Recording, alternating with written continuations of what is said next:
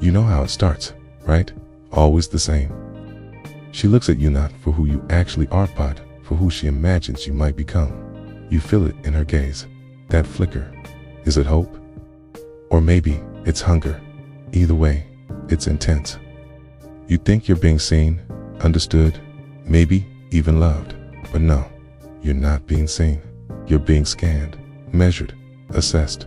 To her, you're a canvas, blank, ready, waiting for her to create her masterpiece. But here's the twist: a masterpiece. It's not you, never was. Carl Jung warned us about this, not with fluffy, motivational speaker talk. No, he warned us like a surgeon, precise, brutal, and deeply honest. He dedicated his life to understanding the unconscious, the invisible engine room of the mind. And in that work, he uncovered something both profound and terrifying about how women love. See, women don't just fall in love with men, okay?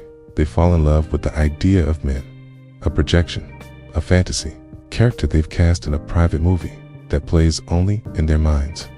And here's the kicker. Most of them don't even realize they're redoing it. You think she's choosing you, but really, she's choosing the version of you that she's created, a psychological puppet, a character in her dream.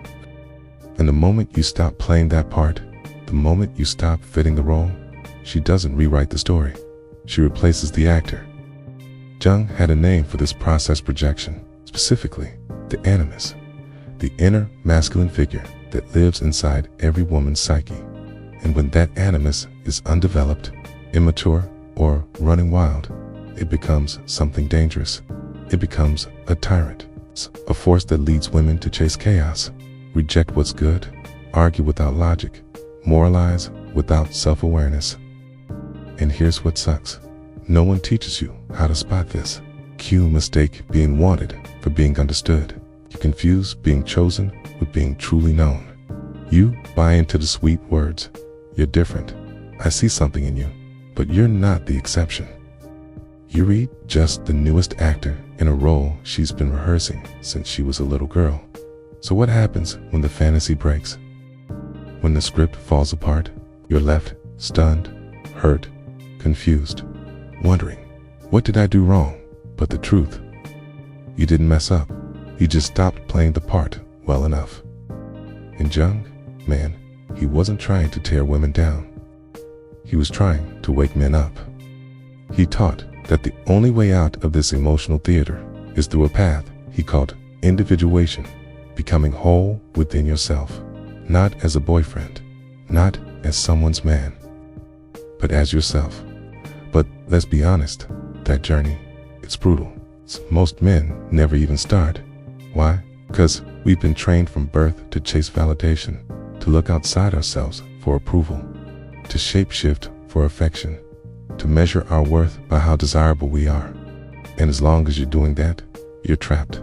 You're stuck in someone else's play, reading from someone else's script, waiting to be cast again when the current show flops. Individuation doesn't feel like a self-improvement seminar. It feels like death, a slow death of every false version of you that you created to get love, to get laid, to feel seen.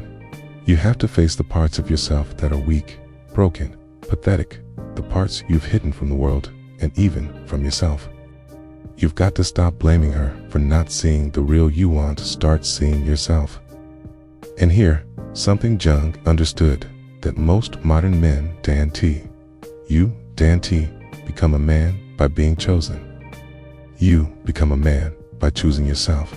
You don't earn your worth through her attention. You earn it by standing alone, awake, alert, responsible, and real. A man who has faced his own darkness cannot be seduced by fantasy. He stops being a character. He becomes the author of his own life. But most men, they'd rather mold themselves to fit a woman's fantasy than face their own emptiness. Jung called that self-betrayal, and it's everywhere. We call it compromise, partnership, even love. But if you're twisting yourself into knots, trying to be whoever she needs you to be, just so you don't get abandoned, that's not love. That's fear dressed up in flowers. And the cruel irony, women know. They feel it. They may not be able to articulate it, but they can sense it when you're not rooted in yourself. The very things you think will make her love you being agreeable, available, predictable, those are the things that kill attraction. Cause feminine energy, as Jung taught, isn't drawn to comfort. It's drawn to mystery, to challenge. It's the man she can't control. It's the moment you give up your edges, your mystery, your self-respect. You don't become more lovable. You become invisible. And here's the tragic loop. You fear being alone more than you fear being fake. So you keep playing the part. You keep performing. You live your life like it's a casting call, waiting to be picked, to be loved, to be chosen. But Jung was clear. You, Dan, get out of this loop until you're willing to walk through fire. He said, individuation requires you to die before you die, to burn away every false self you've clung to for safety. And yeah, it's lonely, terrifyingly lonely. Because once you start seeing the truth, you can't unsee it. You see the masks people wear, the scripts they follow, the lies they tell themselves. And when you try to share what you've seen, they look at you like you're the problem. Cold, arrogant, judgmental. But you're not the problem. You're the mirror. And people hate the mirror when it shows them what they're not ready to face. Jung worked with patients who were terrified of their own shadows, the dark parts of themselves they didn't want to admit even existed. And here's something he noticed. Women, especially in modern cultures, are often raised in a way that rewards them for ignoring those shadows. They're told they're pure, intuitive, emotional, complete. But Jung didn't buy it. He warned that a woman's greatest danger was her own unconscious animist, an inner masculine voice that pretends to know everything. It dominates without empathy, that moralizes without reflection. She doesn't confront that voice. It runs her. She becomes possessed by it. And suddenly, every man she meets becomes the battleground for a war she is too afraid to fight within herself. And here you are, thinking you're the one to save her. Thinking, I'll be different. I'll be the one who finally wins her heart, for real. But that's not how projection works. Projection doesn't care about your good intentions. It doesn't care how hard you try. It doesn't even care how much you love her. Because projection isn't about reality, it's about illusion, okay? And unless both of you wake up from that illusion, you'll keep playing out the same heartbreak, the same confusion, the same story, again and again. She thought you were her hero, okay? And then, suddenly, you're the villain. But here's the catch. You didn't change. You just failed to live up to the role she unconsciously cast you in. It's the character she needed you to be in her inner story. You didn't betray her. You disappointed her fantasy. And that's why she's angry, not because of what you did, but because you broke the illusion she was addicted to. And the worst part, she doesn't even know that's what's happening. Jung said this kind of psychological betrayal is inevitable when neither person takes responsibility for their inner world. And let's be honest, it's way easier to point fingers than to ask the question that really matters. Why did I let myself be chosen by someone who didn't see me? That's the question Jung would ask you. He wouldn't let you stay in the blame game. He'd turn your focus inward. Why did you abandon yourself just to be loved? Why did you play along in someone else's fantasy, knowing deep down you were never being seen? Because here's the brutal truth. Until you face your own inner feminine yearn need to be saved, to be completed, to be chosen, you'll always be a slave to hers. You're not a victim. You're a volunteer. You chose the part. You memorized the lines. You stepped onto the stage. And you played the role, hoping that maybe this time the applause would make you feel whole. But it never does it? And this is where most guys check out, 'cause this is where the story stops being comfortable. It stops being about her and starts being about you, about the empty spaces inside you, about the illusions you've clung to, about the performance you've turned into a personality. Jung didn't offer neat little hacks. He didn't write self-help books with 10 easy rules. He gave you a challenge to face yourself alone, without distraction, without noise, to sit in silence long enough for the masks to fall off and the truth to surface. And make no mistake, ego will fight this. It'll scream, no, you need her. You're nothing without her. But that voice, it's not your soul talking. That's your wound. That's the part of you that still believes love has to be earned through sacrifice. But Jung's work says something more radical. The man who can stand alone without needing approval, without being chosen, is finally free. He's not seduced by fantasy. He's not trying to impress anyone. He doesn't need to prove anything, because he's real, rooted, grounded in who he is. And funny enough, that's exactly when women start feeling drawn to you. It's not because you're trying to attract them, but because you're not. You're no longer a puppet dancing for approval. You've stepped off the stage. You've dropped the act. And that shift, it unsettles people. Okay? People sense when they can't manipulate you anymore. Okay? When your energy doesn't bend to their expectations. When your worth isn't up for negotiation. It makes them uncomfortable, especially women who are still stuck in fantasy. They'll say, you're emotionally unavailable, or you're too much in your head, or you're just cold. But what they really mean is this: you can't be controlled. You're no longer reading from their script. You're no longer auditioning for a role in their psychological movie. And without a script, they don't know what to do with you, because now you're not a character. You're a man. Jung once joked that the gods have become diseases. What he meant was that the forces ancient cultures used to see as divine, lust, rage, fear, have turned into neuroses, to mental traps. And there's no trap more common than the modern man's addiction to validation. You think you're being romantic when you say, I'd do anything for her. You think it's love when you say, she's my everything. But Jung would shake his head and say, no, that's not love. That's a man who refuses to carry his own soul. It's easier to hand your meaning to a woman than to create it yourself. Easier to make her your purpose than to face the fact that you haven't built one of your own. But that's the twist. When she realizes she is carrying the weight of your identity, she will drop it. She has to drop it, not because she's cruel, but because no woman, no matter how nurturing, can carry a man who won't carry himself.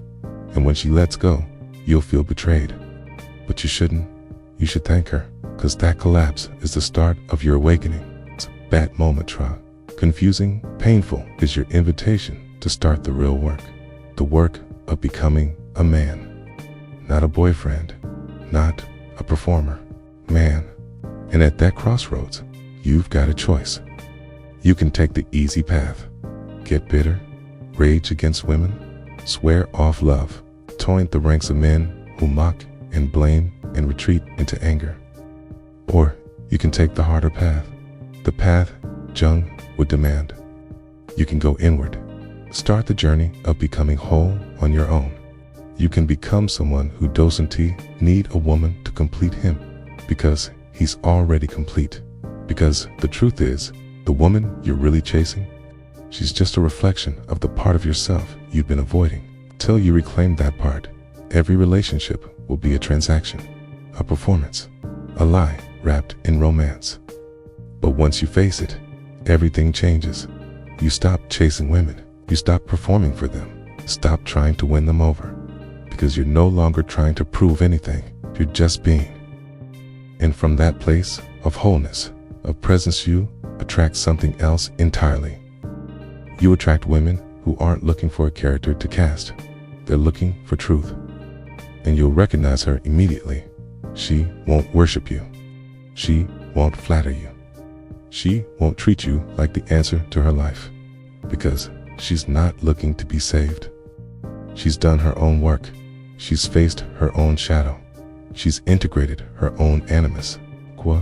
She doesn't need you to carry her soul. Because she's already carrying her own. And when you meet her, there's no neediness, no obsession, no game. It's just truth. And that kind of truth, it's rare, it's raw, And it's dangerous because it doesn't ask for anything, but offers everything. Not out of desperation, not out of lack, but from freedom. The freedom to choose, the freedom to walk away, the freedom to stand beside each other without masks, without roles, without the illusion that someone else will save you. But let's not sugarcoat it. Most men never get there. Most quit before they even get close. Why? Because it's easier to keep performing. It's easier to be the good guy, the nice guy, the guy who sacrifices everything for her. It's easier to live in the fantasy than to face what's real. It's easier to be a character than a man, because facing who you really are, that takes courage. Brutal, bone-deep courage. It's the kind that leaves you trembling in silence, peeling back layers you've worn for decades. You strip away the lies, the charm, the smooth lines, the I'll do anything for you act. And what's left? Just you. Just the man. Not the polished version. Not the one trying to earn love. The raw, messy, real you. And if you can keep walking from that place, if you keep standing even when everything in you screams to run back to the comfort of approval, something amazing happens. You find yourself, and when you do, everything changes. Women are no longer your mirror. They're no longer the source of your worth, your identity, your sense of being a man. They become something else. Partners, not prizes. Mirrors, not mothers. Allies, not saviors. And you love them not because you need them, but because you choose them. From a place of strength, from a place of clarity, from a place where you no longer apologize for who you are. Carl Jung didn't leave us a blueprint to follow. He left us something better, a warning. He warned that the man who refuses to confront himself will always be a slave to other people's projections, especially the projections of women. But he also gave us a challenge to wake up, to stop playing the victim, to stop pretending we don't know why we're hurting. You keep getting cast in roles you didn't ask for. That's on you. You keep letting love define you. That's on you. You keep waiting to be chosen, seen, validated. That's on you. The man who refuses to choose himself will always be performing for someone else, always adjusting, always adapting, always twisting himself to fit someone else's expectations. And here's the real danger. When you do that long enough, you forget you're even acting. You think that version of you, the obedient one, the romantic one, the every available one, is who you really are. But it's not. Just the mask you put on because the world told you that's how to be loved. And when that mask breaks, when it finally slips, it's not just a breakup, it's an identity crisis. But here's the opportunity hidden in that collapse. You get to rebuild, not to be more desirable, not to be more impressive, but to be real. You don't need to become someone else. You need to remember who you were before you started hiding. You need to become the man who no longer needs to be chosen, because the man who chooses himself fully, unapologetically, relentlessly, is the man who becomes untouchable. He can't be seduced by illusion. He can't be manipulated by fantasy. He can't be reduced to a role in someone else's story. He writes his own. And when you become that man, people will notice. Some will be drawn to you. Others will pull away. You'll lose relationships, even ones you thought were real, because you're not bending anymore. You're not trying to be liked. You're just being. And that kind of presence, that uncompromising authenticity, it makes people nervous. You're no longer playing the game. When you stop playing, you disrupt everyone who's still trying to keep the illusion alive. You'll hear things like, "You've changed," or "You're too intense now," or "Why are you so serious all the time?" But the truth is, you've just stopped pretending. And most people don't know what to do with that, especially women who are still possessed by their own animus, their own fantasy of what a man is supposed to be. When they realize they can't shape you, can't control you, can't pull your strings, they'll say you're distant. But what they're really saying is this: you've stepped off their stage, and without that script, they feel lost, because now you're not the dream. You're not the projection. You're not the savior, the muse, the answer to all their unresolved wounds. You're just a man, whole, awake, free, and that kind of man. He's rare, he's powerful, he's feared, because he doesn't chase love. He doesn't need to be needed. He doesn't perform, he stands. And when a woman meets him, not a fantasy-driven seeker, but a real woman who's done her own works, she recognizes him instantly. She won't try to change him. She won't project her dream onto him. She won't demand that he complete her, because she's already complete. She's met her own shadow. She's integrated her own animus. She's burned her own masks. And now, she's not looking for a man to carry her. She's looking for a man to walk with her. That's when it happens. That rare, real, unshakable kind of connection. The kind built not on fantasy, but on freedom. It's two whole people. No scripts, no roles. It's truth. And if you've made it this far, something in you is stirred right now. Something in your gut says yes. That's what I want. That's who I want to become. Then don't scroll away. This isn't just another motivational moment. This is a choice. A moment to decide whether you'll go back to the act or walk the hard, it's painful, liberating path of becoming a man who no longer performs for love. You've got work to do. Real work. Soul work. It's the kind of work that doesn't come with applause or instant results. But if you do it, if you really do it, you'll become a man the world cannot define. And that is a man the world cannot ignore. So, like this video, share it with a brother who needs to hear the truth. Subscribe if you want more. It's not because we need the numbers, but because there's another man out there, still stuck in the role, still waiting to be chosen. And maybe, just maybe, your share is what wakes him up. One man at a time. Let's do this.